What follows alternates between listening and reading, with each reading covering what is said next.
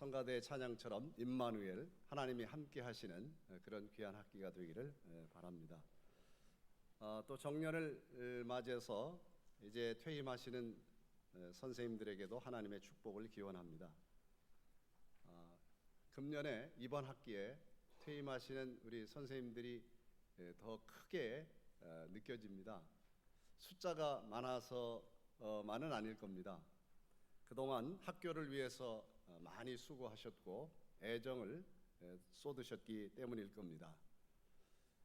오늘 간단하게 하나님의 말씀을 상고해 보도록 하겠습니다. 사도 바울은 데살로니가 교인들을 애정이 듬뿍 담긴 용어로 그렇게 부르고 있습니다. 1장 4절과 마찬가지로 2장 1절에서도 형제 자매 여러분 이렇게 부르고 있습니다. 얼마나 다정한 그러한 호칭입니까?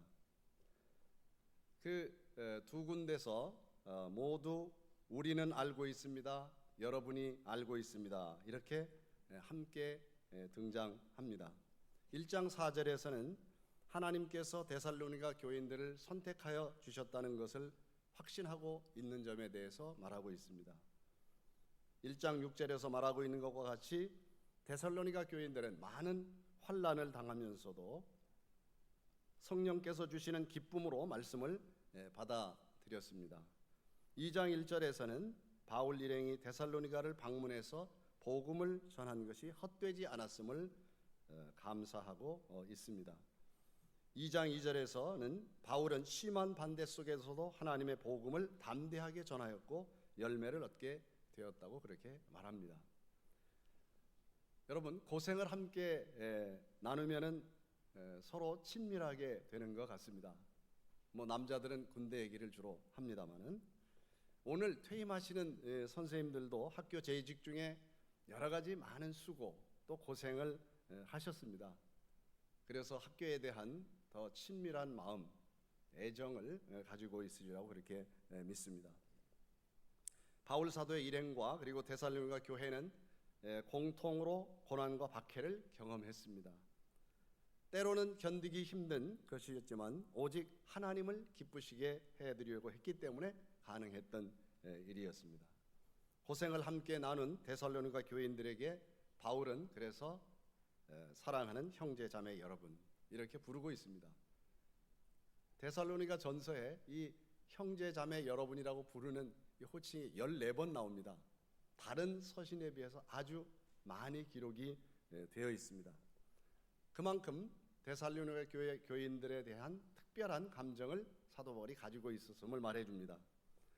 여러분, 서로 사랑하는 사람의 이름은 더 많이 부르고 싶지 않습니까? 기회가 되면 부르려고 합니다. 너무 자주 부른다고 실증이 납니까? 그렇지 않죠. 더 자주 부르고 싶습니다. 사랑하기 때문에 계속 불러도 더 부르고 싶고 들어도 더 듣고 싶은 것입니다.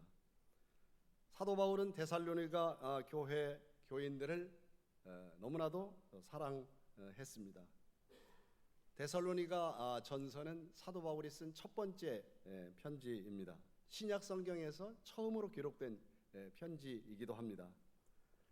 사도 바울은 편지를 13개나 썼고 또 2차 선교 여행 때는 유럽으로 건너가서 본격적으로 교회를 세우고 그렇게 했습니다. 그 가운데서 첫 번째로 쓴 편지가 바로 데살로니가 교회로 보낸 것입니다. 남다른 감회를 가지고 있었다고 보겠습니다. 사도 바울은 데살로니가에서 겸손하게 복음을 전했습니다. 조금 전에 말씀드린 것처럼 2장 2절에 바울은 데살로니가로 오기 전에 빌립보에서 많은 고난과 모욕을 당했습니다. 사도행전 16장 11절 이하를 읽어보면은 자색 옷감을 파는 루디아가 제공해준 숙소에서 머물면서 어렵게 복음을 전했습니다. 그리고 귀신 들려서 점치는 여종에게서 귀신을 쫓아낸 것이 오히려 돈벌이를 막았다고 해서 모함을 받았습니다. 그래서 신라와 함께 감옥에 갇히기도 하였다. 그런 기록이 나옵니다. 사도행전 17장을 계속해서 읽어보면 바울 일행이 데살로니가에서는 유대 사람들의 시기로 인해서 야손의 집에 머물렀는데 불량배들을 동원해서 습격을 당한 그러한 이야기도 나옵니다. 여러 가지 많은 상황이 마음을 졸일 수밖에 없었던 그런 상황이었습니다.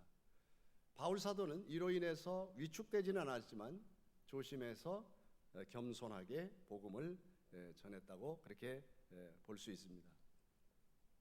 바울은 데살로니가 교인들에게 전도하면서 2장 3절에 보면 권면하고 있다 그렇게 말합니다. 권면이라고 하는 이 말은 겸손한 자세로 복음을 전했다는 그런 뉘앙스를 우리들에게 풍겨주고 있습니다. 아마 바울 사도가 유럽에 진출해서 처음으로 이제 복음을 전하면서 설명해야 될 필요가 있고 이해시키려고 했다는 그러한 노력의 일환을 여기서 볼 수가 있겠습니다. 사도행전 17장에서 유대인들과 3주 동안 토론하면서 성경을 통해서 그리스도께서 죽음에서 부활하신 이 이야기를 해석하고 증명하려고 했습니다.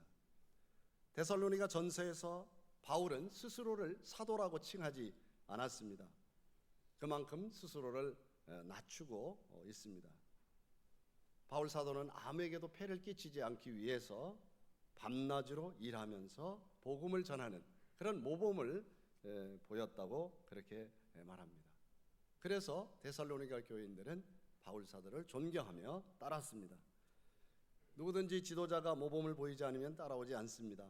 바울의 진심이 통했다고 볼 수가 있습니다.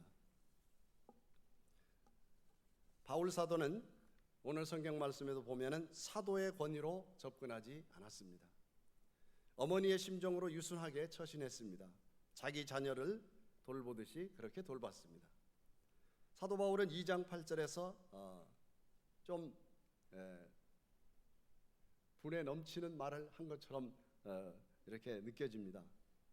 바울은 데살로니가 교인들을 사모하고 사랑해서 복음을 전해줄 뿐만 아니라 목숨까지도 내놓을 생각을 했다 그렇게 말하고 있습니다. 목숨까지 내놓겠다 그렇게 말한 겁니다. 그렇게 말할 수 있었을까요? 어떻게? 이 정도면 아마 최상의 그러한 그 말이라고 하겠습니다. 이렇게 할 수 있다면 그것은 최상의 행동일 것입니다. 우리를 위하여 목숨을 버리신 예수님을 닮고자 했습니다. 우리는 보통 누구나 목숨은 어느 것과도 바꿀 수 없다고 그렇게 생각합니다. 헌신과 봉사를 하더라도 자기 몫은 남겨놓습니다. 그런데 바울은 자기 목숨을 내줄 생각을 하고 있습니다. 생각과 말로만 아니라 목숨을 희생할 때가 온다면 실제로 그렇게 하려고 했다고 말하고 있습니다. 참으로 놀라운 그러한 고백입니다. 우리는 누구를 위해서 또 무엇을 위해서 우리의 목숨을 내놓을 수 있겠습니까? 목숨보다 큰 것이 있습니다. 그것은 바로 사랑입니다. 그것은 다른 말로 하면 사명입니다. 진정으로 사랑하면 목숨을 내놓을 수 있습니다. 우리는 사도 바울의 심정을 헤아려 볼 수 있기를 바랍니다. 얼마나 데살로니가 교인들을 하나님 안에서 사랑했으면 죽어도 좋겠는가 하고 그렇게 말했을까 하는 것입니다. 바울은 복음을 전하면서 하나님의 뜻을 이룰 수 있다면 목숨을 버릴 수 있다 그렇게 생각했습니다. 그것은 하나님께서 그에게 맡겨주신 사명이라고 생각했기 때문입니다. 이것은 엄청난 말입니다. 이것은 선뜻 흉내조차 내지 못할 그러한 말입니다. 그것은 사람의 마음이나 의지로 될 수 있는 것이 아닙니다. 하나님께서 함께 하시고 성령으로 능력을 부어주실 때만 가능한 일일 것입니다. 예수님이 실제로 그렇게 사셨습니다. 예수님이 그렇게 하신 것은 우리도 그렇게 할 수 있다는 것을 미리 보여준 것입니다. 사도 바울도 우리에게 사랑의 사명을 수행할 수 있다는 것을 보여줬습니다. 사도 바울처럼 우리도 할 수 있다는 것을 누군가에게 몸으로 보여주는 신앙의 증인이 될 수 있기를 바랍니다. 이제 2학기를 시작하는 오늘 한남 공동체와 또 퇴임하시는 우리 여러 선생님들 가정에 하나님의 은총과 축복이 함께 하시기를 빕니다. 기도하겠습니다.